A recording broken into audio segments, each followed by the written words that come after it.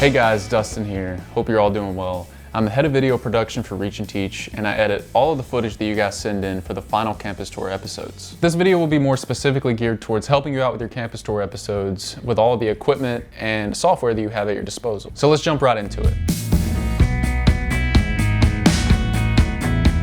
Now, some of you may be shooting on a camera. There's so many cameras out there, I can't go over every single little detail about all the settings within the specific camera that you're shooting on, but I can give you 4 general tips that'll help you out tremendously when you're shooting these campus tour episodes. These tips will also help you out with your phone, but we'll get into shooting on a phone in just a moment. So the 4 things you need to be aware of is frame rate, aperture, shutter speed, and ISO. So we'll start with frame rate. Frame rate is basically how many frames per second your camera is running at. How many frames are you seeing per second while you're filming? So generally, if you're doing something that's talking, there's not much movement, you're not trying to slow anything down, you want to keep it between 24 and 30 frames per second. If you are trying to get a little more creative and slow some things down, it's okay to shoot in 60 frames per second, but in general, it's great to keep it between 24 and 30. So next we'll go over shutter speed. Basically with shutter speed, you want to keep that double your frame rate. So say you're shooting in 30 frames per second, you want to keep your shutter speed around 50 to 60. So the next thing I'm going to cover is ISO. Essentially what ISO is it's fake light going into your camera.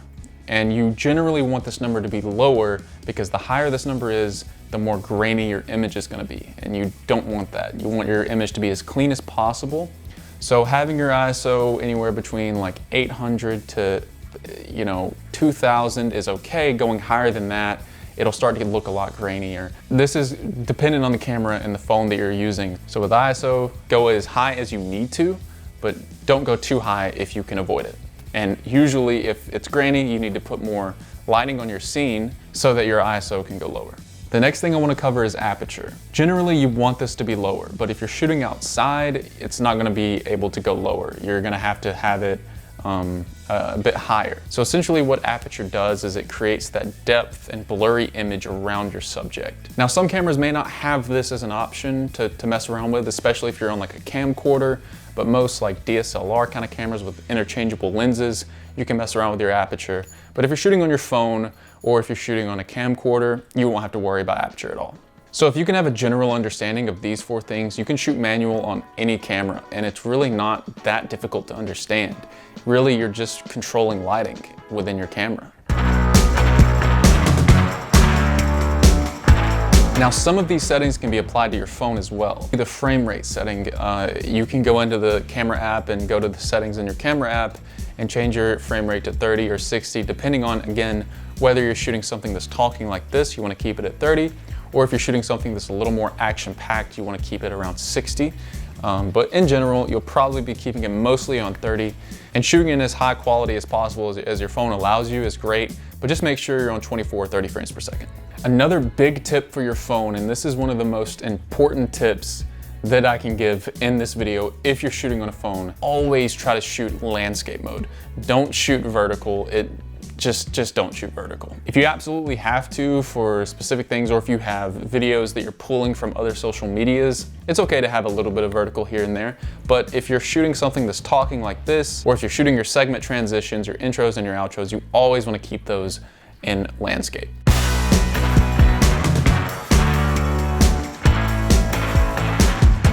So now we're going to move on to audio, and audio is huge.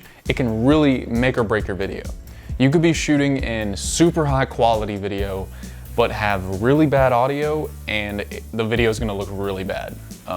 If you can't understand what's going on, then the video is basically useless. If you have a lot of talking points in your video and you can't understand what's going on, it sounds really echoey, or if you're using the camera microphone, it's just going to sound really bad. So it's usually best to have an audio source as close to your subject as possible. Right now I'm using a microphone that's separate from the video itself. So the mic is inches from my mouth, and the camera, if I was using the camera, I'll show you an example here. This audio that you hear right now is coming from the camera mic, and it sounds really echoey and bad, but this audio that you're hearing now is coming from the mic that's wired into me. So again, audio is huge, and it'll really increase your video production. So if you're using a wired mic, it's best to try to get the microphone off the camera and get it as close to your subject as possible. Or if you need to, you can record audio separately on your phone and have it kind of off to the side, pointed towards your subject, use an audio recording app, and that'll sound great as well. So again, the general tip for audio is just having it as close to you as possible so that you can understand what's going on in the video. So now we're going to move on to lighting, and lighting is huge. Lighting can make you look great or it can make you look kind of ugly. So this is an example of what it looks like to not have any exterior lights on and no natural light coming in. I just have my kitchen light on and my overhead light on, and you can see it doesn't look that great. So if you have an actual lighting kit set up, that's great. We'll get into that in just a moment, but not all of you will have access to like an actual lighting kit. So using natural light from windows or shooting outside is always great. It'll look awesome. Just trying to make sure that there's no harsh shadows on your subject. That's really the most important thing when it comes down to using natural light or shooting outside using the sun. Just try to avoid any harsh shadows on your subject's face. So the way I have my lighting set up right now is I have a light to my left and I have a light right here off to the corner. Now, I personally think this looks great for my scene, but you can get as creative as you want with how you want to light your own scene with however many lights that you have. But generally, you want to avoid any like crazy shadows going on behind you and any shadows that are going on behind the subject. You want to make sure you have a fill light that's getting rid of the shadows and a light on your subject. And that's really about it when it comes to lighting. Aside from that, you can get as creative as you want with it. Okay, so now you've shot everything, or you've just shot your first scene and you want to move on to transferring everything. Generally, you want to always be transferring your footage as often as you can onto your computer or hard drive, whatever you have, so that you don't accidentally delete the footage on your camera. So we'll get into transferring now, and I'll show you a little bit of how I like to organize my projects so that everything is clean and you know where everything is, all that good stuff. And you can get a little bit of inspiration for how you want to organize as well. So generally the way I like to organize things is I'll create one folder and then I'll create multiple subfolders in that folder. The main folder is going to be your project folder. You're going to name it, for example, Campus Tour Episode. And then I'll create another folder for only video files. And then I'll create another folder for audio if you recorded audio separately. Of course, if you had other elements such as overlays or like fonts, you would organize those separately. But in this case, you should only have video and audio files. So after your video files are organized, you'll get into the editing, and the editing service that we provide is WeVideo. WeVideo is great, so I'm going to be diving into a little bit of the process you'll be going through while just kind of trimming up your footage and just some general tips to help you out while editing on WeVideo. So once you have WeVideo pulled up, you have dashboards, projects, media, and exports. Your dashboard, you don't really have to mess around with that page too much. Primarily what we're going to be focusing on is projects, media, and exports. So under projects is where you can actually start creating your project. Media is where all of your media is stored, and exports is where you'll actually take the video from WeVideo and then export it onto your computer or download it onto your computer, and then you'll send that video file to the Reach and Teach Campus Tour Google Drive, but we'll get into that in a little bit. We're gonna start off with editing. So you'll start under the Projects tab, you'll go and hit Start Creating, and you'll title it, Campus Tour Episode. It also gives you the option to add media, but you can add media in the actual edit itself. So we'll hit Next on that. So we'll hit Create Video. So once you're actually into the editor, this is where you can start cutting up the footage. You see you have your media bins here. You also have your timeline down here, and then over here is where you'll actually be able to view your video as you're editing it. You can get creative as you want with adding text, transitions, backgrounds, and all that if you do feel the need to add any to the clips. But for the most part, you'll be using this just to kind of trim up your video that you'll then be uploading to the Google Drive, and then I'll take that footage and put it into the final project for you guys. So we're gonna kind of cover cutting up footage and exporting it here, but if you do want to dive into more, adding transitions and backgrounds, feel free to explore that and get creative with it. But for the most part, again, you'll just be trimming up your footage. So I'll show you how to do that here. So you want to make sure you're under My Media, and you can create a new folder. You can organize here as well. You can make a video folder. So the organization in this little box here will be very similar to how you organized your files on your actual computer. You'll just take the clip that you want to trim down and you'll place it into the video folder. And then you'll take it from the video folder and you'll place it on your timeline, just like that.